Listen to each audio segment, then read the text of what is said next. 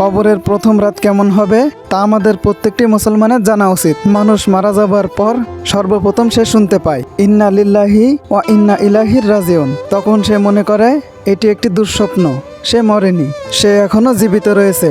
তাই সে তার পরিবারের লোকজনকে বলতে থাকে, আমি মরিনি, আমি এখনো জীবিত রয়েছি। কিন্তু আফসোস, কেউ তার ডাক শুনতে পায় না। তারপর যখন তাকে কবরে দেওয়া হয় এবং সবাই তাকে একা ফেলে চলে আসে, তখন মহান আল্লাহ তাআলা তার দেহে পুনরায় আত্মা ফিরিয়ে দেন। তখন সে ভাবে তার খারাপ স্বপ্ন শেষ হয়ে গেছে, এখন সে ঘুম থেকে জেগে উঠেছে। তাই সে আবার আল্লাহর কাছে কৃতজ্ঞতা আদায় করে। তারপর সে তার শরীরে স্পর্শ করতে থাকে এবং বলতে থাকে, আমি তো আমার বিছানায় শুয়েছিলাম, আমি এখানে কেন? এটা কোন জায়গা? আর এখানে এত অন্ধকার কেন? এবং চারিপাশে মাটির গন্ধ। তারপর সে ভাবতে থাকবে, আমার গায়ে কাপড় মোড়ানো কেন? তখন আর তার বুঝতে বাকি থাকে না যে সে সত্যিই মারা গেছে। তারপরই শুরু হয় তার কবরের প্রথম রাত।